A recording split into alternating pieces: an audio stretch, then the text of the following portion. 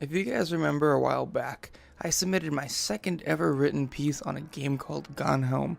If I recall correctly, I promised a video version of it as soon as I could get around to it. That was a long time ago, I think almost a year now. But I'm finally getting to it because I'm out of other stuff to post. This is something that's been in the back of my mind for quite a while, but I'm just now getting to.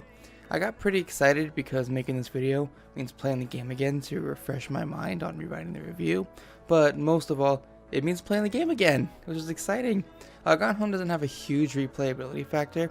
In fact, you can uncover just about everything in the game in just a mere few hours, but between live streams and YouTube content and just playing through it a bunch of times, I must have played through Gone Home at least 7 times within a month of buying it.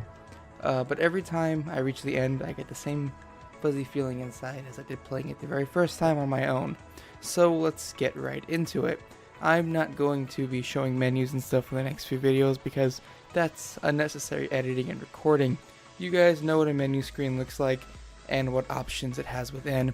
One thing I want out, however, is the absence of 1920 by 1080p resolution, which is the resolution of each monitor that I'm using right now. Or both monitors separately are 1920 by 1080. Like, both of them together don't make 1920 by 1080. That'd just be a step back from where I was. But it was fine. I managed to play it in 1280 by 720 and still get decent enough quality video footage. I personally don't care about how bad it looks for me. I'll play a game in a tiny little window if it means good quality footage. So onwards, in Gone Home, you play as the eldest daughter of the Greenbrier family who just arrived home from studying abroad. You find that your family home is empty with no one inside.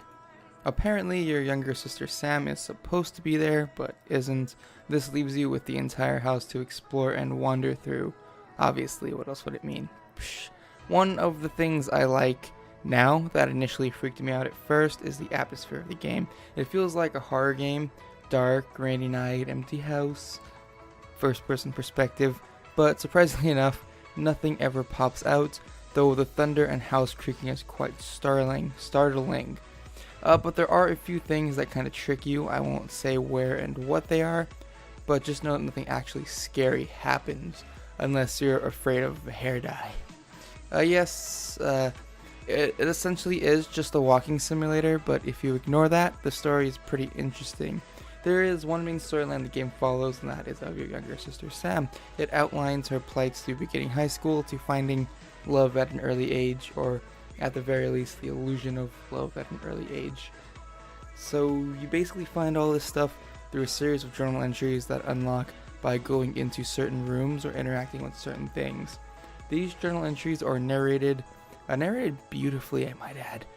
You could, in theory, finish the game in as little as 30 seconds just by going into the right rooms. There's no order in which you have to do things, which is probably what makes the game so interesting. You're allowed to not only do things at your own pace, but also pretty much however you'd like. It's really immersive and makes you feel like you're really invading your family's privacy, which is always fun. You also find out little tidbits about your parents and father's uncle who left him the house in his will, but their bits seem a bit, like, I guess, rushed, empty. There's not really like end, I guess. It's not really like a proper story. It's just kind of like stuff you would find if you're rummaging through your house. I wish they would have added in some more stuff in that regard.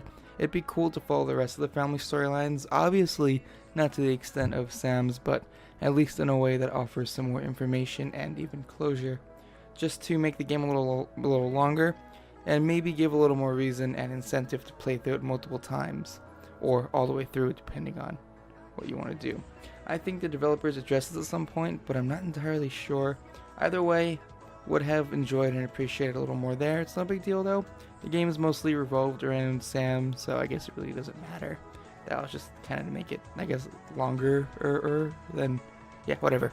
On to graphics and whatnot. They were nice. Let me expand on that. It looked like a horror game. They successfully made it look like a horror game where nothing scary happens. The textures are nice and everything's modeled as beautifully as a team as small as Fulbrights could do. They were actually so much nicer than that even. That just makes it sound like crappy in comparison to other things, when objectively speaking, They are crappier in comparison to, say, whatever AAA titles are hot right now, but nicer than like 90% of the indie games I've played so far. The artwork was nice. There's little things scattered about like photographs and paintings and postcards that you come across that were just amazingly drawn and made. I really liked it. The sound is great. Music is fitting as it normally is in games that cost more than $10. Sound effect was a little choppy for me, but that could just be my headphones. Voice acting was superb. They chose a wonderful voice actor to narrate the journal entries and whatnot. All the right emotions were showing at all the right times. It was like the voice acting in Life is Strange, which has been or already has a video on the site. One thing I do have a complaint about the sound though is like you find I think 1 or 2 tapes laying around and you could play them in tape players, whatever they were called in 1995, and they sound a little bit too good to be both from tapes and playing off of a stereo that you're hearing through your speakers or headphone. That should have sounded a little bit worse, but whatever, no big deal. That's pretty much it. I'd like to go ahead and recommend this to anyone ever. It's a great game for people who like interactive stories or walking simulators, and even kids since there's minimal swearing, but a few bits that could be considered bad for anyone under 10, or if you look at it this way, a kid whose parents are comparable to prison guards and other things I'm not allowed to compare them to in this video for professional reasons. But yeah, that's it. So my name's Anthony from SteveFirst.com. Thanks for watching this video. I'll see you guys in the next one. If you enjoyed this content, I make other content elsewhere, link in the description and all that. And I'll see you guys next week. Goodbye.